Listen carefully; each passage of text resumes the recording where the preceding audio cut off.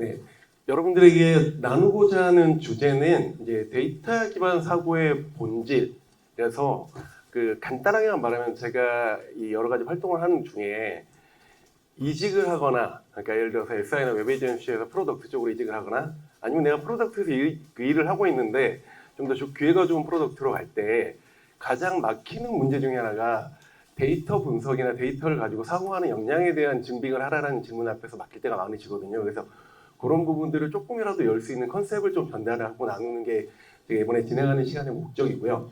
간단하게 제 소개를 드리면 저는 현재 PPX라는 회사에서 기술 대표로 공동 대표로서 일을 하고 있고, IT 분야는 제가 3년 차로 적어놨는데 계산해 보니까 25년 차더라고요. 그래서 25년 차고 개발자로 시작을 해서 제가 주로 하는 게 이제 개발로 시작해서 프로젝트 매니저나 IT 사업 계획이나 전략 계획, 그리고 AXDS 컨설팅이라는 게 뭐냐면 기업에서 뭔가 시스템을 구축하고 싶을 때 구축 전략을 제가 세워주고 그 시스템을 도입하게 해주는 그런 역할들을 하고 있습니다. 그래서 제가 메인으로 하는 업무들은 이런 거고, 저는 이제 금융, 헬스케어, 플랫폼, IoT 등 웬만한 도메인들을 한 번씩 다 경험을 해봤고, 이 중에서 프로젝트 관리 경력들도 이렇게 가지고 있습니다. 그래서 현재 기술 대표로 일하고 있고, 제가 이제 유튜브나 출판이나 IT 전문 강의를 하는데 사실 강의 부분은 여러분들이 직접 뵐 일은 많지는 않거든요. 제가 기업 강의 중심으로 하는데 간단하게만 말씀드리면 최근에 가장 많이 하는 게 이제 프로젝트 관리 아니면 AX, DX 컨설팅에 관련된 부분인데, 혹시라도 여러분들 중에 내가 AX라는 키워드를 가지고 뭔가를 해야 되는데 챌린지를 받고 있다고 생각하시는 분들이 있으면 소통을 하는 과정 가운데서 또 이렇게 제가 충분히 이런 걸 공유드릴 부분이 있으니까 참고하시면 될 것 같습니다. 그리고 이제 제가 하는 일들, 실제 제가 이제 IT 도메인에서 SI부터 실제 IoT나 제품을 개발하고 이런 과정들을 했던 경험들 그냥 간단하게, 그리고 제가 하는 업무나 소통 부분도 이렇게 간단하게 정리드리고요. 실제 이제 오늘 강연에 대한 내용을 드리면, 제가 이제 이런 활동을 하다 보니까 재작년 한 2, 3년 사이에 제가 포트폴리오나 이직 관련된 상담을 요청을 많이 받아가지고 오프라인으로만 2년 사이에 200 몇 분을 이렇게 만나뵀었어요. 그러니까 거의 2년 사이에 한 이틀에 한 번 정도 이렇게 만나보면서 이제 가이드를 해주는 경험을 하다 보니까, 이때 이제 대부분의 하는 말들 중에 하나가 SI나 웹 에이전시 쪽에서 기획자로 일하시는 분들이, 혹시 마이크 괜찮으신가요? 네, 일하시는 분들이 이 프로덕트 쪽에서 내가 제품을 좀 주도적으로 기획하는 이런 걸 해보고 싶다라는 이 니드나 마음을 갖고 계신 분들이 많은데, 이분들이 이제 보통 필수로 하는 역량이 정해져 있거든요. 예를 들면 문제 해결 역량, 그래서 문제 정의 가설 검증, 그 다음에 사용자 분석 역량, 그 다음에 커뮤니케이션, 그리고 다른 하나, 그 중에 하나가 이제 빠지지 않는 게 데이터 기반의 사고라는 키워드인데, 여기서 여러분들이 많이 막히는 게, 내가 하는 업무 환경에서는 데이터 기반의 사고를 할 수 있는 데이터가 없는데 어떻게 해야 되지? 라는 질문을 굉장히 많이 가지세요. 그러니까 다른 부분은 내가 어떤 업무를 하든 사용자도 잡겠고 문제도 만들어낼 수 있을 것 같고 증빙을 할 수 있는데, 근데 데이터에 대한 부분만 오면 내가 예를 들면 SI 프로젝트를 하는데 고객사의 시스템의 성과를 내 걸로 해야 되나? 막 이런 것도 고민을 많이 하시는데, 그런 분들이 조금이라도 사고적으로 내가 조금 힘든 환경이라도 이런 사고를 어필할 수 있는 그런 부분에 대한 부분을 좀 열어드리는 게 제 목적이거든요. 그래서 이제 여러분들이 고민할 때, 내가 데이터 기반 사고를 할 수 없는 환경인데 도대체 왜 간호 회사마다 데이터 기반의 사고에 대한 걸 물어보는데 나 어떻게 해야 되지? 라고 고민하신 분들이, 그래서 SI나 웹 에이전시에서 프로덕트로 가거나, 실제로 근데 프로덕트로 갔어. 근데 내가 B2B 프로덕트야. 이런 경우들이 있거나, B2C라도 우리 회사에는 고객을 볼만한 충분한 고객 내용이 없어. 이런 분들이 이렇게 데이터 기반의 사고를 할 수 있구나라는 것들하고 실제 현장에서 일을 하면서 적용을 하고 장기적으로는 내가 미래 가치를 얻어서 이런 식으로 내 포폴했다가 이런 걸 업데이트를 할 수 있는 기회를 좀 만들어 보자라는 것들을 열어드리고 싶고요. 이제 이런 소통을 할 때 제가 많이 보는 케이스가 뭐냐면, 많은 분들이 데이터 기반의 사고라는 얘기를 할 때 어떤 이야기를 하시냐면, 전환율, 매출, 사용자, 퍼널 데이터 분석과 같이 이 P 기반의 실적을 보여주는 KPI 중심의 얘기를 할 때가 되게 많거든요. 네. 근데 이런 거는 이제 이런 기회를 갖고 있는 프로덕트 회사에서 일하시는 분들이 생각보다 적죠. 모든 회사는 근데 데이터 기반의 사고라는 이야기를 하거든요. 그래서 이랬을 때 제가 말하는 부분은 그래서 고민을 할 때, 내가 하는 일에서는 시스템 만드는 그쪽에서는 KPI를 분석할 수가 없는데 어떻게 데이터 기반의 경험과 영역을 보여줄 수 있냐라는 고민들을 하시는 거예요. 그랬을 때 제가 이제 질문을 같이 나누고 싶은 부분은 정말 그럴까? 혹시 내가 있는 환경에서도 할 수 있지 않을까라는 것들을 조금 사고의 전환을 좀 하는 게 가장 큰 목적인데, 진짜로 데이터 기반의 사고라는 게 특정 실적을 KPI로 바라보고 걔를 분석하고 노출하고 내가 이야기하는 걸 말하는 걸까라고 했을 때, 데이터 기반의 사고는 말 그대로요. 그러니까 여기서 그 특정 K가 좋아야 됩니다라고 이야기하는 게 아니라 데이터 기반의 그 사고는 데이터를 그대로 기반으로 생각을 하는 걸 말하거든요. 그랬을 때 이 데이터를 바라보는 본질에 대한 걸 좀 파악을 하면 여러분들의 환경에서도 데이터, 생각보다 많은 환경에서 데이터 기반의 사고를 할 수 있거든요. 그래서 제가 컨셉과 사례를 같이 좀 드릴 거예요. 여러분들에게 나눌 건데, 이 데이터 기반의 사고는 이건 당연히 중요한 데이터 중에 하나고, 이런 데이터를 보고 내가 생각을 하는 건 데이터 기반의 사고 중에 하나가 될 수는 있어요. 근데 여기 국한되는 게 아니라는 걸 이야기하고 싶은데, 핵심은 내가 하는 일 혹은 해야 할 일을 데이터 기반으로 바라보고 문제를 찾고 해결하는 사고의 방식을, 과정을 말하는 이거라는 건데, 사실 여러분 이거 보면은 그건 나도 알고 있지라고 생각이 들 거예요. 근데 여기서 제가 집중하고 싶은 게 뭐냐면, 여기서 그러면 데이터 기반으로 바라보면서 가장 먼저 하는 게 뭐냐라고 했을 때 문제를 찾을 줄 알아야 돼요. 그러니까 내가 보는 건 문제를 해결하기 위해서 데이터를 보는 거잖아요. 근데 여러분들이 보는 문제가 아까 말한 것처럼 B2C의 실적 기반의 포인트에 국한이 돼 있어서 그 사고를 확정하지 못하는 그런 컨셉이 있을 수 있다는 거라서, 그래서 내가 이게 그 B2C 혹은 유사한 서비스만 할 때 이용하는 게 아니라, 이 말은 그대로 보면요, 데이터 기반으로 문제를 해결하는 거잖아요. 그러면 그 말을 바꿔 얘기를 하면 문제가 있는 곳에는 어디서나 데이터 기반의 사고를 할 수 있다라는 걸로도 생각해 볼 수 있다는 거죠. 그래서 여러분들 한번 제가 손을 들신 필요는 없고 잠깐 생각했을 때, 우리 회사는 문제가 없나 라고 생각을 했을 때, 아마도 거의 대부분의 사람, 여기 계신 분들이 문제는 있지 우리 회사에 라고 생각을 하실 수가 있다라고 생각을 하거든요. 그래서 그런 부분들이 이제 아까 말한 단순한 실적 데이터가 아닌 형태의 사고라는 방법만 알려드리면 여러분들도 이해가 잘 안 되니까 그 사례를 좀 제가 얘기를 드릴 생각입니다. 그래서 이제 실제로 그 데이터 기반의 사고 방법의 핵심은 제가 말한 것처럼 문제를 보는 관점이 가장 중요하다고 저는 생각을 해요. 그래서 이게 뭐냐면, 문제를 바라봤을 때 얘가 데이터 기반의 사고를 해결할 수 있는 문제라는 걸 보면요, 그 다음부터는 여러분 생각보다 여러분들이 하실 수 있는, 왜냐하면 역량이 다들 출중하시거든요. 그래서 그걸 좀 보고 싶은데, 일단 먼저 방법을 설명드리면, 문제를 볼 때는 항상 그 문제를 갖고 있는 그 타겟이 있거든요. 그리고 그 타겟이 분명히 뭔가 겪고 있는 불편함이 있어요. 근데 이거 그 핵심은 그 불편함을 데이터 기반으로 바라보고 찾고자 하는 습관이라는 게 필요한데, 이게 이렇게 말해도 저 문제가 도대체 뭐지라는 부분들이 안 보일 수 있어서 제가 설명드릴 건데, 그래서 결국 여러분들이, 그러니까 제가 단순하게 말하면 여러분들이 지금 이럴 수 있어요. 내가 나는 그냥 프로덕트 왔는데도 대표가 시키는 SI 하고 있는데, 대표가 내 아이디어 무시하고 그냥 데이터 기반을 하고 이런 거 무시하고 그냥 그 글이라는 거 그리고 있는데, 이랬을 때, 근데 뭔가 여러분들이 기획을 하고 있으면 그 기획 관련된 기능 관련해서 여러 명의 이해관계자가 있을 수 있거든요.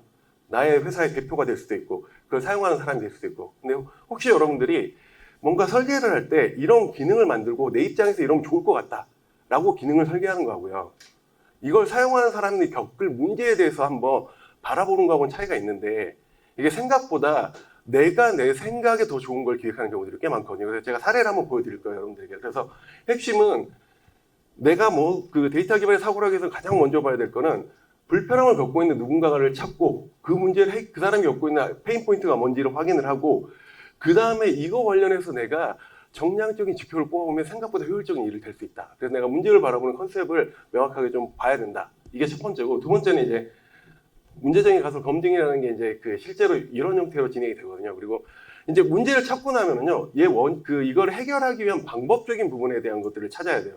이 문제를 찾았어. 이게 문제라는 걸 내가 명확하게 확인했는데, 그럼 이걸 해결하기 위해서는 어떻게 해야 되지? 라고 했을 때 그 방법을 또한 데이터를 가지고 진행을 할 수가 있습니다. 그래서 도출할 수 있는 부분이 있고, 마지막은 실제 이제 내가 나온 이 사고를 통해서 나온 게, 내가 데이터 기반으로 사고를 해서 문제를 찾고 가설을 세웠으면 검증까지 돼야 되겠죠. 그래서 이렇게 되는데, 제가 여러분들의 마음을 살짝 읽어보면 여기까지는 나도 다 알고 있는데 라고 생각하실 가능성이 높다라고 생각을 해요. 그래서 이제 제가 예시를 하나씩 들으면서 좀 나누고 싶은데, 제가 실제 이제 저한테 멘토링을 요청했던 친구 중에 하나가, 그러니까 포트폴리오나 상담을 하고 취업을 했어요. 그리고 취업을 하다가 한 1년 정도 있다가 여러분들이 이름 들으면 다 아실 수 있는 그 유명 커머스 기업에서 이직 제안이 왔습니다. 그 면접 제안이 왔어요. 근데 면접을 보러 갔는데 거기서 이렇게 이야기를 하는 거죠. 현재 업무를 하면서 데이터 기반 사고로 수행한 경험과 내용을 가능한 자세하게 말해주세요 라고 이야기를 했습니다. 아마 여러분들도 이직할 때 많이 듣는 질문 중에 할 거거든요. 근데 이 친구가 하고 있는 게 뭐냐면요, 여러분 그 여행사 있죠. 그 여행사 굉장히 조금 작은 여행사들이 굉장히 많잖아요. 그럼 이 여행사들이 예약을 할 때 다양한 항공사들이 예약을 하면 하나의 시스템 내에서 내가 예약을 할 때 여러 항공사들이 예약을 한꺼번에 할 수 있는 연계 플랫폼을 개발하는 거예요.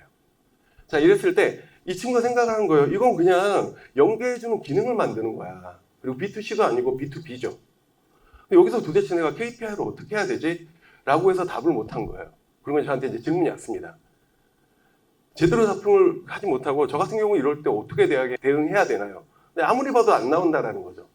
여러분들 혹시 지금 이 상황에서, 상황은 대략 이해가시죠? 제가 잠깐 생각을 한번 해볼게요. 이제 문제를 찾는 거라 그랬으니까 여기서는 어떤 문제들이 나올 수 있을까? 이런 상황에서는 한번 여러분들이 한 10초 정도, 저는 잠깐 숨 좀 고르고. 그래서 이제 지금부터 제가 설명하는 건요, 여러분들이 면접관의 입장이 돼서 저 불꽃남자 25라는 사람이 이렇게 내가 데이터 기반의 사고를 했다. 근데 저는 그걸로 안 할 거예요. 아까 고객 기반의 KPI 그걸 안 하고 저는 이렇게 데이터 기반의 사고로 일할 줄 아는 사람입니다라고 설득을 여러분들이 하는데, 여러분들이 이게 설득이 되면은 사고라고 할 만한 가치가 있는 거고, 설득이 안 되는 경우에는 과감히 버리셔도 상관없습니다. 제가 하나씩 풀어볼게요. 그래서 제가 이 친구한테 가장 먼저 했던 게 뭐냐면, 혹시 이 연계 시스템 만들면 예약할 때 예약 그 내용이 굉장히 많거든요. 그랬을 때 이걸 기능을 이 시스템을 기획할 때 이런 기능이 동작하는 시스템을 설계한다는 관점으로 기획하지 않나요? 라고 제가 물어봤어요. 무슨 말이냐? 자기가 뭔가 잘하기 위해서 정말 노력하는 친구긴 하거든요. 근데 여기에 대해서 내가 이 시스템을 잘 만들어야지, 효과적으로 만들어야지, 정말 이걸 더 잘할 수 있게 만들어야지 이렇게 생각을 하는데, 이 관점에 고객에 대한, 사용자에 대한 관점이 없는 거예요. 그래서 사용자 관점으로 보면 혹시 누가 이 시스템을 사용하고 어떤 문제를 갖고 있는지 생각해 보신 적이 있나요? 라고 제가 물어봤거든요. 근데 이때도 잘 공감이 안 돼요. 그래서 제가 다른 질문으로 좀 쉽게 이야기를 하면, 정보들 입력할 때 여러분들 흔히 만드는 화면 중에 막 3, 40개 정도의 컬럼 값들 입력하는 화면들 많이 만들잖아요. 근데 제가 한번 물어볼게요. 그 컬럼판 화면을 만들 때 이 3, 40개를 정보를 입력하는 화면을 만든다라고 생각하고 만들 때하고, 이 30개의 정보를 빠르게 입력 가능하게 만든다는 거하고, 이 30개의 정보를 정확하게 입력할 수 있도록 만드는 거하고, 여러분 그 화면에 기획 나오는 기획 요소들이랑 화면의 구성이 같을 것 같으세요? 그러니까 제가 말하는 게 이거예요. 30개를 만드는 작업들을 하는 거죠. 근데 여기서 갖고 있는 부분들은 대부분 기능 중심의 사고를 하다 보니까 이 기능이 동작하는데 내가 생각을 하는 거예요. 근데 고객 입장에서 이런 게 되는 거죠. 고객한테 물어보고 현장 가봤더니 굉장히 여행에 대한 문의는 많은데 하루에 10건이 들어오는데 내가 시스템 입력하다가 6건밖에 처리를 못하고 4명을 내일로 미루는 상황이 되는 거예요. 그러면 어떻게 해야 되죠? 가운데에 사고를 해야 되겠죠. 그리고 다른 하나는 사람들이 빨리빨리 입력을 하는데 자꾸 잘못 입력을 해. 그러니까 입력이 잘못되니까 거기에 대한 대응을 하기 위해서. 자, 이랬을 때 따라 나오는 게 뭐냐면, 자, 여기 같은 경우는 데이터 기반의 사고, 데이터 자체를 만들어내기가 어려워요. 근데 중간에 보면, 그러면 빠르게 입력을 하려면, 해결하려면 뭘 해야 되지? 한 건을 입력할 때 빠르게 입력을 한다든지, 하루에 처리되는 건이 빠르게 늘어날 수 있게 만드는 게 될 수 있겠죠. 그리고 정확한 거 같은 경우는, 내가 정확하게 만들어야 되니까 이 화면이 오류가 없도록 오류율을 줄이고, 그 다음에 재작업이 없거나 CS가 줄어들고, 이런 형태로 데이터들이 따라오게 돼 있어요. 그래서 제가 말하는 게 뭐냐면, 여기서 여러분들이 생각할 때 특정 기능이나 이걸 만들어 보는 형태의 것들, 그리고 여러분들 안에 문제를 찾지만 실제로는 이 사용자 입장에서, 근데 요거 이 기획에 대한 거 요것만 아니라 다른 케이스도 제가 말할 텐데, 그래서 제가 말하고 싶은 거는 이러한 내용들의 부분이 아니라 문제를 바라볼 때 내가 이 문제에 대해서 해결하고자 하는 포인트를 명확하게 짚는 거, 그리고 그 시작은 누가 이걸 쓰고 얘가 어떤 불편함을 갖는지에 따라서 이런 것들이 자연스럽게 보이게 됩니다. 그래서 그 친구 케이스를 말씀드리면, 제가 사실 50분을 기획했는데 시간이 조금 제가 짧아서 좀 빨리 말하는 경향인데 양해 좀 부탁드릴게요. 실제 그 친구한테 제가 이렇게 물어봤어요. 그 사용자들 그 여행사 혹시 현장 가보신 적 있냐라고 물어보니까 있대요. 그래서 현장에 갔는 게 제가 이 케이스를 말했거든요. 그러면 혹시 이 두 가지 케이스 중에 하나 혹은 뭔가 다른 게 있었나요? 물어보니까 실제로 이야기를 할 때 굉장히 거기서 사용을 하면서 입력이 늦으니까 불편함이 많다라고 이야기를 해요. 근데 이제 제가 통화를 하면서 이건 정리를 한 거라 그 다음에 과정은 이건 제가 상상입니다. 제가 일을 한다면 이렇게 이야기를 하는 거죠. 그 면접관한테 이렇게 하는 거예요. 제가 연계 플랫폼을 개발한 데이터 기반의 사고에 대해서 한번 그 일한 적이 있는 거에 대해서 물어보라 그러면 제가 이런 연계 플랫폼에 일을 하는데 고객들이 사용하는 부분에 있어서 문제를 해결하기 위해서 현장에 갔습니다. 그리고 보니까 얘네들이 순수하게 데이터를 입력을 하는데 시간이 너무 걸리는 거예요. 그래서 그걸 파악하기 위해서 이 효율이 얼마나 떨어진지 보기 위해서 한 건의 데이터를 예약하는 데 들어가는 시간, 그리고 하루에 데이터가 얼마만큼 예약이 되는지, 그 다음에 이 대기로 사람들이 예를 들어서 20건이 신청 요청이 왔는데 내가 그 중에 10건만 처리를 해, 시스템을 넣다가 순수하게. 그랬을 때 루즈가 되는 이 데이터 건수 이런 것들을 뽑아보니까 실제로 이러한 효율이 놓쳐지는 걸 확인했습니다. 자, 이게 이제 고객의 페인 포인트를 보고 그걸 데이터 기반으로 명확하게 찾아내는 데이터 기반의 문제 제기가 되는 거죠. 그리고 저는 이렇게 문제를 찾았고요. 그리고 이걸 해결하기 위해서 어떻게 했냐? 실제 보니까 가장 이건 예를 드는 거예요. 가장 병목이 드는 화면이 30개의 입력 팩트가 있는데 얘를 입력하기 위해서 탭이 5개고 기존에, 그리고 팝업이 3개인 거예요. 근데 얘를 좀 더 내가 자세히 보니까 이 중에 여기까지 기능적인 요소거든요. 근데 데이터가 들어간 걸 쭉 봐봤어. 근데 30개 중에 15개 항목은요, 모든 데이터가 다 들어갑니다. 필수가 아니더라도. 그리고 그 중에 10개 항목은 50%만 넣어요. 그리고 나머지 5개는 5%밖에 안 넣습니다. 그리고 데이터들의 연관성을 분석을 해보니까 얘네들이 눈으로 보는 기능적인 연관성 말고 판단적인 연관성이 따로 있더라고요. 그래서 이걸 넣으면 그 다음에 원래 이게 넣는 게 맞는데 사실은 얘로 갔다가 다시 위로 올라갔다가 확인하고 넣어야 되는 이런 것들이 있어서 연관성이 있는 것들을 분석해 보니까 이렇게 나왔습니다. 그래서 여기에 따른 우선순위나 연관성이나 필수 정보나 유사도 분석을 했습니다. 라는 것들로 데이터를 파는 거죠, 해결하기 위해서. 자, 그러면 이 진행하는 과정 가운데 데이터로 내가 문제를 해결하기 위해서 이걸 보면서 어떻게 했냐? 가설을 세울 때 여기에 있는 그 100% 입력되는 건 무조건 빨리 해야 되니까 얘를 가장 흩어져 있는 것 중에 핵심 팩터들을 첫 번째 탭에다 놓고 걔랑 연관성 있는 것들이 나오게 해서 설계 입력의 효율성을 향상하는 거를 진행을 했습니다. 그리고 사실 이때 이제 사실 가설 기간에 목표하는 KPI 검증 팩터들이 이걸로 해서 뭐가 좋아질지에 대한 걸 설계를 하긴 해야 되거든요. 이제 결론적으로 그래서 제가 최종적으로 검증을 해보니까요.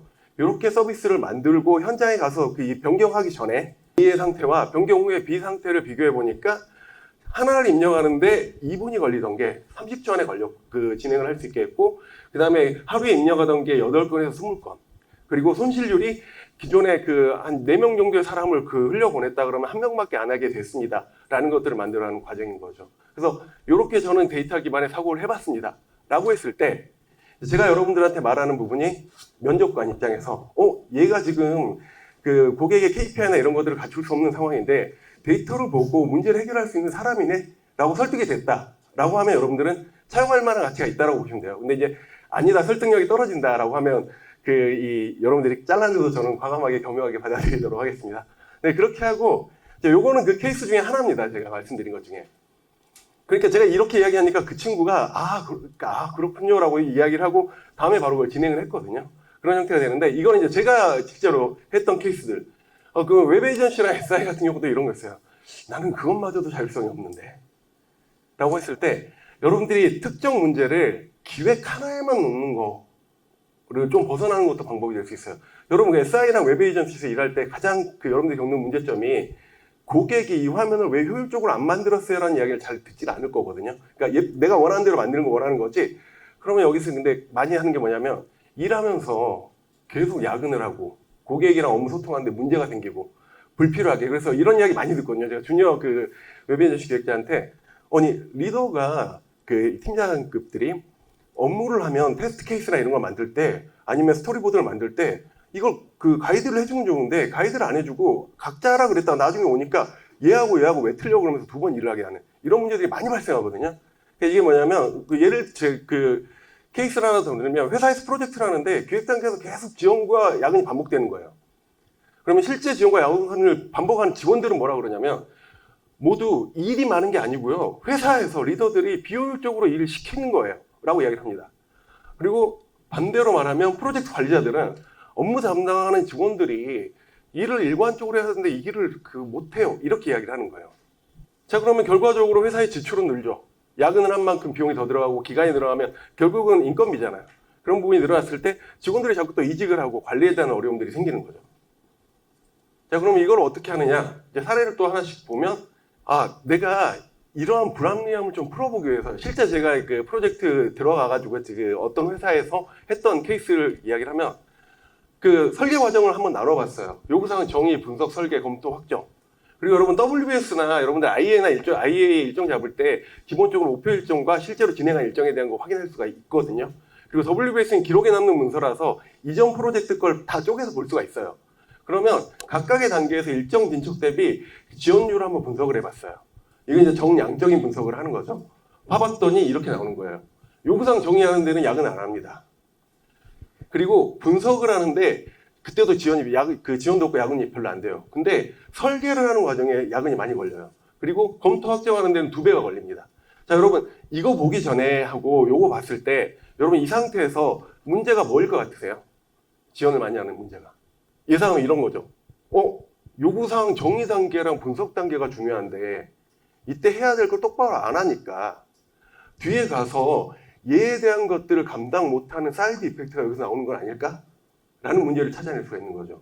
이런 식으로 제가 분석을 하면서 찾아내기 시작합니다. 그러면 그래서 문제 정의를 할 때 요구사항 정의와 분석 단계를 효과적으로 관리하지 않았기 때문에 고객의 요구를 모호하게 이해하고 설계를 해서 그 이후로 검토 확정 단계에 무리하게 문제가 발생한 이런 것들을 찾아내고 그 다음에 가설을 세우는 거 해결책도 이게 정성적인 사고는 이거예요. 그럼 이런 거 같아. 이거 한번 해볼까? 우리 모여서 문제를 해결하자. 이런 건데 그게 아니라 데이터를 본다고 하면 실제로 이 기획에서 실제 업무를 하는 사람들 있죠. 이런 친구들한테 요구사항 정의 단계 해야 될 거. 근데 예를 들면 이런 거죠. 요구사항 정의 단계 제일 중요한 거 분석 단계나 정의 단계. 근데 여러분 혹시 정의하고 분석 단계의 개념의 차이 아세요? 요구사항 정의라는 말 들어봤죠? 요구사항 정의서, 요구사항 분석서. 혹시 이 차이가 떠오르세요? 이게 뭐냐면 요구사항 정의 같은 경우는 이런 겁니다. 처음에 시작을 했을 때 고객이 사업을 시작하기 전에 요구를 할 때는요. 이 범위에 대한 개념이 없이 그 한 줄로 말해요. 예를 들면 내가 어떤 통계 화면을 만들기를 원해요 라고 했을 때 이 말은요. 어떻게 해석될 수 있냐면 표 형태로 만들어진 화면으로도 그려질 수 있어요. 설계 단계에서. 그리고 이걸 다르게 생각하면 대시보드, 그래프가 나오는 대시보드로도 설계 해석이 될 수 있습니다.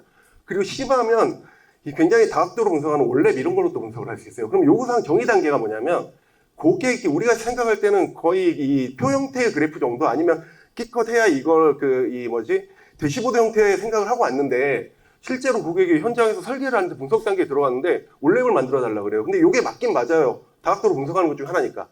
그걸 그때 가서 하면 힘없는 기획자가 고객을 이겨내지 못하니까 일이 원래 요만큼만 해야 될 게 이렇게 커지는 거예요. 그래서 프로젝트가 시작하자마자 요구사항의 범위를 명확하게 잡고 심하게 우리가 예상한 것보다 많이 벗어난다 라고 하면 이거를 컨트롤하는 작업이 있어야 되는데 실제 현장 담당자들이 이거에 대한 인식이 없으면 어떻게 하냐면 설계로 들어가죠. 그래서 고객이 해달라는 거 다 해줘야 돼요. 근데 이 과정에서 협의를 할 때 저희는요 이거 대시보드까지 하기로 했어요. 그래서 현장에 이제 실무 담당자가 이거 막 몰래 그림 그리면 이야기하는 거죠. 저희는요 정의 단계에서 대시보드까지만 하기로 했으니까 이 안에서 해야 되고 이 이상을 원할 때는 저희가 한번 협의를 해보겠습니다. 이런 식으로 가야지 이게 안 되면 나중에 무슨 일이 벌어지냐. 여러분들 많이 겪으실걸요. 프로젝트 끝날 때 고객은 야 나 이거 아래 부표에 있는 거 시키는 거만 너한테 해달라 그랬어. 근데 여러분들 입장에서는 니네가 너무 많은 걸 요구했어. 이 차이가 요구사항 정의 단계에서 나오거든요. 이 개념을 모르고 일하는지를 한번 개념을 체크해봤어. 그랬는데 10명 중에 7명이 그거에 대한 개념이 없는 거예요. 그러니까 당연히 분석이 쉽죠. 정의 단계에 그냥 이거 괜찮으세요? 이걸 물어보면서 그냥 쓱 가는 거죠. 원래는 이걸 가지고 PT에게 이 전략적인 밀당을 해야 되는데 그렇게 하고 또 협조도를 한번 물어봤어요. 그랬더니 실제로 목표 지원하는 일자에 고객이 10일 정도 요구사항 분석을 하는 과정인데 지원을 해야 되는데 우리 고객들표 오니까 평균 5일만 지원해주고 미안해 이래버리는 거죠. 이런 것들을 확인을 하고 또 직원들한테 이건 이제 정성적인 데이터를 정량적으로 바꾸는 방법 중에 하나가 서베이이거든요. 서베이를 통해서 실제로 여기에서 이 어떤 문제가 있는지 블라인드를 이야기를 해봤어요. 그래서 야 니네가 일 못하는 건지 리더가 잘못 시키는 건지 문제를 한번 찾아보자 그랬더니 그 중에 나오는 이유가 구체적인 가이드를 잡아주고 요대로 하라 그러면 다 할 텐데 안 잡아주고 각자 시키니까 5명의 기획자가 내용은 맞게 설계를 하지만 형식이 달라. 그럼 얘를 그 나중에 팀장이 보고 야 이거 왜 니네 달라? 얘 걸로 맞춰가지고 다 다시 해. 그러면 얘 빼놓고 나머지 4명은 야근을 하는 거죠. 근데 이 야근은 안 해도 될 야근을 하는 거죠. 이런 것들을 데이터로 다 분석을 하는 거예요. 그래서 이런 가설을 잡을 때 이러한 정략적인 수치를 통해서 방금 문제를 범위 관리에 대한 걸 교육을 시켜야 되겠네. 그러면 여기 단계에서 지금 일하는 시간이 좀 더 그 퀄리티 있게 사용되고 나중에 이런 문제가 줄어들지 않을까? 그 다음에 그 요구 단계에서 충분한 지원을 하는지 이런 것들을 쭉 만들어내서 가설을 세우는 거죠. 그리고 실제 검증을 할 때는 이제 그 성과 KPI를 잡을 때 단계별 지원율에 대한 거 아까 그 문제 정리에서 봤던 것들에 대한 걸 다시 한번 검토하고 야근 일수 이런 것도 뽑아낼 수 있죠. 평균 야근 일수. 그 다음에 요구 단계에서 고객이 얼마나 협조적으로 하는지 이런 것들 놔두면 기록에 어떻게 쓸 수 있냐면요. 야 니네 원래 10일 지원해 주기로 했는데 5일밖에 지원을 안 해줬어. 근데 우리가 어떻게 일을 하냐. 이런 것들이 방어 체계에 갖춰질 수 있는 데이터들이거든요. 그러니까 지금 보면 이런 데이터들이 여러분들이 제가 말하기 전에 이런 것들 충분히 될 수 있지라고 사고를 했을 때하고 이게 데이터인가라고 생각을 했을 때하고는 차이가 크다라는 거죠. 그래서 문제정이나 이런 부분들을 풀어가고 성과 검증을 하는 방법. 그래서 실제 세계 프로젝트를 할 때 재작업률이 극단적으로 줄어들었다 이런 것들을 만들어내는 거죠. 근데 이제 그 에이전시나 SI 쪽 하시는 분들이 거의 다 이런 식의 그러니까 내가 갖는 문제를 제가 말하는 건 프로젝트 관리는 또 그 중에 하나가 되는 거예요. 근데 여러 가지 이런 사고를 할 수가 있는데 그게 아니라 고객사의 데이터 지표를 갖고 와서 자꾸 설득하려고 하는 거예요. 내가 설계한 게 고객사한테 물어보니까 이렇게 잘 됐더라 하는데 그 설득력은 굉장히 떨어질 수밖에 없죠. 그럼 고객이 기획 잘한 거지. 너는 만들라는 대로 만든 거잖아. 이렇게 하는 거죠. 다른 케이스 하나를 또 설명을 드리면 제가 아까 사진에 보시면 제가 나중에 교환 강의 자료 드릴 텐데 보시면은 B2B 식권 회사 스마트 올리브라는 회사에 있었어요. 그러면 이게 뭐냐면 기업에서 야근하는 분들한테 영수증 안 쓰고 이런 것들을 바로 할 수 있게 가맹 영업에서 그 전자식권을 이렇게 결제해주는 그런 건데 그런 거에 제가 이제 사업 총괄로 들어갔습니다. CTO. 근데 원래는 CTO로 갔는데 사업에 대한 게 너무 안 되고 총괄하는 사람이 없다 보니까 이게 주니어들만 모여있다 보니까 안 돼서 제가 사업 총괄까지 같이 하기로 해서 했는데 모두가 열심히 일해요. 근데 기업 고객의 영업이 너무 안 나오는 거예요. 그래서 이게 왜 그러지라고 문제를 보면서 제가 물어봤습니다. 니네 영업할 때 혹시 전략적으로 어떤 그 전략을 세워서 영업을 하니? 라고 물어보니까 전략이 없어요. 그러니까 닥치는 대로 연락을 하고 닥치는 대로 전화를 해서 되면은 되고 안 되면 안 되고 막 이런 걸 하는데 일의 효율성이나 목표를 안 잡는 거죠. 그래서 제가 먼저 했던 게 뭐냐면 야 그러면은 여기 이제 플랫폼 사업이라서 실제로 서비스라는 이 회원수 인프라가 중요한데 B2B는 그 일반 B2C랑 회원수의 개념이 좀 다릅니다. 예를 들어서 B2C 같은 경우는 10,000명이 적은 숫자인데 B2B 같은 경우 10,000명이 꽤 많은 그 고객 수를 가지고 있거든요. 이래서 이게 그 핵심인데 이거 효율이 안 나온다는 게 이제 기본적으로 이 해결하고자 하는 문제의 핵심이 되는 거죠. 그래서 요걸 할 때 제가 봤어요. 어떻게 봤냐면 데이터로 분석하려고 지난 3년간 이 회사가 만들어진 지 그때 5년이었던 걸로 기억하는데 5년 동안 일했던 분석 중에 3년 데이터를 봤어요. 1, 2년은 시스템 개발하고 그 실제 영업이 안 돼 있으니까. 그래서 봤더니 그러면서 제가 분류별로 그러니까 예를 들면 IT 회사인지 회계 회사인지 일반 제조 회사인지 막 이런 회사 분류별로 좀 분석을 하려고 그랬더니 먼저 이야기하는 게 뭐냐면 회사의 분류 정보를 안 갖고 있대요. 그러니까 제가 가장 먼저 한 게 뭐냐면 그래? 저는 개발 출신이니까 야 분류 마스터 테이블에 카테고리 넣어. 그 분류 테이블 마스터 테이블 만들고 그 다음에 각각의 테이블에 컬럼 추가하는 건 문제 안 되거든요. 추가시키고 이걸 로가더를 한 명씩 다 하라고 했어요. 그래봤자 영업사원들이고 기업 영업을 해도 충분히 가능하니까 그렇게 해서 없는 데이터를 뽑아낼 수 있도록 분석할 수 있도록 만들었어요. 그래서 실제로 이게 이제 그 내용들이고 그래서 보니까 IT 분야하고 F&B 관련된 기업들이 영업을 하면 다른 분류에 비해서 훨씬 더 실적이 좋은 거예요. 왜냐? IT 회사들 야근 많이 하잖아요. 그리고 개발자들 영수증 쓰는 거 되게 싫어하죠.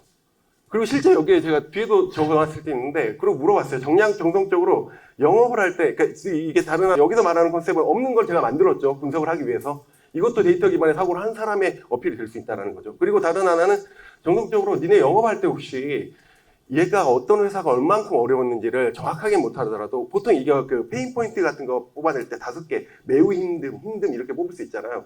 그거를 다 하나 작성하게 했어요. 그래서 분리를 해보니까 실제로 문제정의 부분은 이제 영업 전략 부재로 인한 영업 문제가 있고 이거를 그러면 하기 위해서 데이터를 분석해서 정리한 거는 실제 분석을 해보니까 이 두 가지 아까 제가 말한 것처럼 이 특정 회사는 이 어려움과 보통, 쉬움 이런 식으로 해서 그 두 가지 데이터만 분석을 해봤거든요. 근데 뭐가 나오냐면 고객 중에 우리한테 유용한 고객일수록 영업이 쉬워요. 그리고 많아. 실적이 많아요. 서비스를 많이 이용해. 근데 어려운 회사일수록 가치가 적어요. 근데 이걸 분석을 해보니까 제가 봤던 게 영업 사람들이 깜짝 놀래요. 이런 게 있었나라는 것들. 왜냐, 자기들 입장에서는 뭐냐면 영업을 어렵게 해서 따냈을 때 성취감을 느낍니다. 근데 실적의 면역은 데이터를 보니까 다르다는 거죠. 이런 형태로 바라보고 실적이 높은 분류의 기업이 영업도 쉽고 그러다 보니까 제가 이거를 분류한 거에 따라서 니네가 앞으로 영업을 해야 될 때 어떤 분류의 회사를 할지를 5개의 카테고리로 나누고 그 카테고리를 지정을 해서 이 업체에 따른 그 단계별 영업 전략을 세우는 거죠. 그래서 가장 중요한 건 우리한테 가치도 높은 IT 회사 예를 들면 가치도 높은데 영업도 쉬워. 그리고 우리가 레퍼런스도 있어. 그럼 여기 같은 경우는 무조건 찾아가. 그리고 영업을 해서 만나줄 때까지 예를 들어서 영업 전략 계획을 디테일하게 잡고 5단계 같은 경우는 중간에 있는 중간 단계 같은 경우는 오케이 여기 같은 경우는 콜드콜하고 이메일 같이 보내고 콜드콜을 받을 때까지 하자. 그리고 그 다음에 5단계 같은 경우는 버리긴 아까우니까 콜드콜에서 안 받으면 콜드 메일 보내고 반응이 올 때마다 이용해. 이런 식으로 전략을 잡아서 진행을 했습니다. 그리고 여기에 다른 하나는 전략적인 업체를 찾아냈어요. 제가 신세계푸드라는 회사랑 하는데 제가 그냥 볼 때는 안 보이는데 보니까 우리의 고객사를 뽑는 애들이 급식을 하는데 급식을 하는 회사들을 보니까 이 신세계푸드라든지 삼성이 뭐였더라? 제가 좀 오래돼서 이름이 안 나는데 그런 회사들이 있거든요. 예. 그 아움 맞아 그런 것들도 있고 이런 회사들이 있거든요. 그래서 실제 그런 회사들이 갖는 페인 포인트를 분석해 보니까 태그만 있어요. 사원적으로 태그만 하는데 고객들이 갈수록 많은 걸 요구합니다. 제가 알랩에도 저희 서비스 넣어봤거든요. 신세계푸드랑 알랩 같은 경우는 이 연구소로 개설된 회사 같은 경우는 그 상위 사무실 위쪽에 그게 카페가 있어요. 직원들만 쓸 수 있는. 그러면 그 카페도 이 포인트로 다 할 수 있게 해달라. 근데 이런 것들을 못 하는 거죠. 그래서 전략적인 포인트를 잡아서 내 입장에서는 간단한 개발이죠. 저는 개발 워낙 전문이니까. 간단한 걸 해주는데 고객이 영업을 다 해. 왜냐면 자기들이 갈 때 이런 문제 있을 때마다 사니까 영업도 안 해도 돼. 전략 하나를 만들어 놓고 나니까. 그래서 이런 식으로 하면서 실제로 만들어낸 KPI가 제가 5년 사이에 한 3만 명의 이건 실제로, 이게 실제 정보 기준이거든요. 3만 정도로 모았으면, 물론 이걸 제가 다 한 건 아니에요. 이게 이제 어느 정도 힘이 있으니까 탄력을 받는 것도 있겠죠. 하지만 전략적인 포인트를 통해서 2년 6개월 만에 11만 명의 고객을 만들었어요. 그래서 이런 형태의 수직을 만들었다. 자, 이랬을 때 이제 돌아오면, 자, 여러분들 제가 조금 말 빨리 하긴 했습니다. 양해 부탁드리고. 제가 데이터 기반의 사고를 하는 사람처럼 보이시나요? 아니면 그런 걸 전혀 모르는 사람으로 보이시나요? 라고 했을 때 답변을 하지 말아주시고요. 상처받을 수 있으니까. 그래서 여러분들이 하는 부분은 이러한 형태로 제일 중요한 게 그래서 핵심은요. 내가 풀어낼 문제가 데이터로 풀 수 있는 문제라는 걸 아는 거 중요한데 지금 제가 여러분들한테 이야기한 것 중에 어려운 거 사실 없죠. 여러분들 언제든지 할 수 있는 거죠. 근데 이 컨셉을 모르니까. 그래서 환경을 바꿔가지고 제일 좋은 건 이럴 수 있어요. 내가 B2C에서 퍼널 분석하다 보니까 요 단계의 핵심으로 덕목이 생기는 거 확인했고 얘를 데이터를 분석하면서 실제 GA 분석을 하면서 얘네가 동선이 어떻게 되고 막 이런 거 해서 이렇게 했다. 이게 이제 베스트일 수 있죠. 하지만 그런 기회를 갖는 사람은 생각보다 적습니다. 아마 여기 있는 분들 중에 그런 데이터를 쉽게 분석할 수 있는 상황에 있는 분들이 많지 않으실 거라고 생각을 해요. 하지만 여러분들 그러면 내가 없다고 안 하는 게 아니라 이런 부분의 사고를 가지고 풀어내고 이렇게 이야기를 하면 저라면 그러니까 이런 거죠. 그래서 기본적으로 저는 모든 일을 할 때 실제로 저는 그렇게 하거든요. 숫자부터 판단을 하거든요. 그래서 저는 데이터를 가지고 먼저 전략을 세우고 하는 사람입니다. 라고 어필하는 게 먹힐 수 있다. 그리고 먹히는 부분들을 여러분들이 한번 해보는 게 똑같은 고민을 하신 분들은 그런 사고를 한번 해보는 것도 의미가 있지 않을까라고 생각을 하고요. 자, 이 정도 케이스는 또 이제 다른 케이스들이 궁금할 수가 있어서 제가 가능한 여러 가지 케이스를 남은 시간 한 6분 정도 되는 시간 동안 간단하게 조금 제가 좀 리뷰를 드릴게요. 예를 들면 어드민을 개발합니다. 나는. 그럼 어드민 개발하면 어드민 같은 경우는 실제로 보면은 내부 관리 화면이니까 이런 거 전혀 없을 것 같거든요. 그럼 여기서도 이제 하는 부분이 현상을 집중하는 거예요. 관리자가 업무를 하는데 얘네들이 이런 업무를 하는 부분이 이러한 업무들 승인을 하고 이런 업무를 하죠. 그럼 여기서 내가 본질을 집중을 하면요. 여기서 말하는 본질이라는 게 뭐냐면 이런 업무를 하는 건 그냥 기능적인 걸 보는 거예요. 근데 얘가 하는 거는 뭐냐면 내가 책임을 갖는 것도 있고 그 다음에 내가 승인이 막히면 빨리 해야 되잖아요. 이런 효율성, 이런 부분들. 그래서 이 본질은 이 관리자가 어떻게 업무를 처리해야지 더 효율적일까라는 걸 바라보는 본질이에요. 근데 이 효율성이 보이는 것처럼 아까 제가 말한 것처럼 이 화면의 동작을 빨리 하게 해야 되는 화면이면 화면에 거기에 따른 그 숫자가 그 데이터가 보이고요. 효율 이 책임을 같이 해야 된다. 그럼 책임에 대한 그 숫자들이 보일 수 있다는 거죠. 이런 거 같은 경우는 데이터를 본다 그러면 관리자가 하루에 한 건당 처리하는 승인 건수라든지 승인 대기 시간, 반려 건수, 수정 이력 이런 거 보면 예를 들면 승인 처리 건수가 너무 낮아요. 그럼 얘가 뭔가 일하는데 그 시스템적인 문제가 있을 가능성에 대한 걸 염두에 볼 수 있고 예를 들어 반려가 많아. 그러면 이건 반대로 그 정보를 올린 애가 관리자가 원하는 대로 안 해. 그러면 이제 이렇게 만들 수 있죠. 보니까 승인하는 사람마다 좀 원하는 게 달라. 근데 제출하는 그 폼, 이 결제 폼은 똑같아요. 그러니까 승인하는 사람마다 결제 폼을 약간 커스터마이징 할 수 있는 기회를 주면 어떨까? 그러면 얘는 싫어도 얘가 원하는 걸 다 넣게 되잖아요. 그러면 반려가 줄어들지 않을까? 이런 식의 사고를 할 수 있다는 거죠. 그래서 여기에 따른 데이터들이나 검증 KPI는 승인 대기 시간이 줄어들 수도 있고 반려율도 감소할 수 있고 운용자의 처리 건수가 증가하거나 이런 부분들의 문제를 해결할 수 있는 부분들. 자, 그리고 내가 이제 SaaS다. 근데 B2B야. 이런 경우도 많죠. 이랬을 때 도입은 이런 경우는 많은 게 뭐냐면 도입을 했어요. 근데 사용률이 낮거나 안 쓰는 기능들이 많아. 근데 이 SaaS는 내가 계속 발전시켜야 돼. 프로덕트는 계속 발전시켜야 되잖아요. 뭘 발전시켜야 될지 모르는데 이거를 사무실에 앉아갖고 우리끼리 막 아이디에이션을 하고 있습니다. 막 하면서 이런 거 있으면 좋을 것 같은데 이럴 때 이제 문제가 되는 사람은 혹시 여기 프로덕트 회사의 그 고집센 팀장님이 계시는 거 아니죠? 네.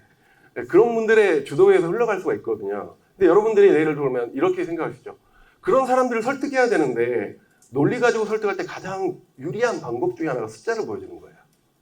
그래서 이런 거 그게 아니라 제가 보니까요. 이번에 관리자가 이런 문의 반복이 있고 이랬습니다. 막 이러면서 고객들이 쓰는 효율성에 대한 걸 보고 실제 사용률 보니까 이 기능은 거의 안 쓰던데요. 여기에 대한 에너지를 줄이고 다음에 이 에자일 같은 경우는 우리 스프린트 백로그 잡을 때 우선순위를 이런 걸 가지고 잡아낼 수 있는 거죠. 그래서 실제 볼 수 있는 데이터들은 고객사별 활성 그 계정수라든지 그 사용 빈도라든지 지금 말한 여러 가지 내용들을 보면서 여기에 따라서 내가 사고를 할 때 신규 고객사 중에 다른 하나가 온보딩 할 때 우리 시스템에 대한 걸 충분히 이해를 못하니까 저 같은 경우 딱 그런 사람이거든요. 차를 사면 저는 아직도 그 차를 산 지 6년이 다 돼가는데 제 앞에 있는 차에 있는 버튼이 많거든요. 그 중에 절반 이상의 버튼이 무슨 기능을 하는지 모르는 사람 중에 하나거든요. 이런 사람한테 알려주는 거죠. 온보딩을 하게 되면. 그러면 이 사람들이 쓰면서 이런 경우도 있어요. 있는데 몰라서 불편하다 그래요. 그런 것들 알려주는 이런 것들을 할 수도 있고 그러면 여기에 따라서는 튜토리얼이나 체크리스트나 이런 것들을 한다든지 이런 상황들을 만들어갈 수 있는 것도 사고의 폭으로 만들 수 있죠. 제가 여러분들에게 말하는 건 이 항목에 집중하라는 게 아니라 이러한 관점에 대한 것들. 그래서 또 이제 이런 경우 있습니다. 마지막에 워스트 케이스. 근데 그런 걸 하려고 그래도요 데이터가 없어요. 근데 이거는요 저는 개인적으로 이런 거 정말 기회라고 보거든요. 데이터가 여러분 보세요. 제가 하나 질문 던져볼게요. 이게 마지막 질문일 수 있는데 대답은 안 하셔도 됩니다. 그냥 고개 끄덕이면 자 데이터가 있는 걸 분석할 줄 아는 사람과 데이터가 없었는데 이거 분석해야 된다라고 기능을 정의하고 우리가 그 전에 못 보던 걸 찾아내는 사람 어떤 사람이 더 일 잘하게 보이세요? 라는 질문에 데이터가 없는 거는요 없어서 못한다는 게 아니고요 여러분들이 뭐든 할 수 있는 기회가 만들어졌고 이걸 내가 주도적으로 할 수 있는 기회가 된다라는 거죠. 그래서 이걸 보면서 실제로 이럴 때는 보통 이런 데는 당연히 감으로 결정을 하겠죠. 데이터를 볼 생각이 없으니까.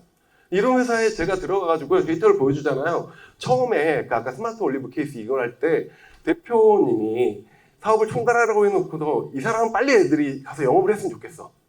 얘네를 붙잡고 제가 막 2, 3일 동안 그런 걸 하고 있으니까 싫죠. 근데 이거를 데이터로 보면서 만들어내고 나서는 효과가 나. 그리고 자기도 설득이 됐어. 숫자를 보니까. 이런 형태로 갔을 때 없는 거에서 있는 걸 창조하는 사람이 훨씬 더 가치 있어 보입니다. 그래서 그런 기회로 삼아가지고 고객의 불평을 보고 여기에 대한 걸 찾아내기 위한 항목들을 내가 하는데 여기에 시스템을 잘 모르는 분들이 있을 텐데 제가 아는 개발자 후배도 여기 있는데 개발자분들 한번 들으시면 알 거거든요. 삭제하거나 수정하는 건 어렵거든요. 근데 신규로 컬럼을 정보를 추가하는 거는요. 사실 자기들이 하기 싫어서 그렇지 할 수 있어요. 문제가 안 돼요. 물론 그건 있어요. 추가해놓고 거기에 초기 값들을 세팅하는 이런 과정이나 프로세스는 있지만 그래서 내가 말하는 거는 이런 부분들이 반드시 있어야 됩니다. 그래서 이런 것들을 여러분들이 찾아내고 거기에 따라서 내가 사고할 수 있는 환경과 상황을 만들어내서 새로운 걸 발굴하고 이걸 포폴에 넣는 거죠. 이거 관리 안 했는데 이거 했고요. 그래서 실제로 예전에는 그 비포에 대한 검증 지표 자체가 없었는데 이렇게 지표를 만들었습니다. 라는 형태로 만들어갈 수 있는 부분까지 설명을 드리면서 그래서 이제 이거 마지막 장표로 제가 말씀드릴 텐데 사실 제가 이제 이렇게 말을 해도 막상 하려고 그러면 쉽지 않다라는 건 알고는 있습니다.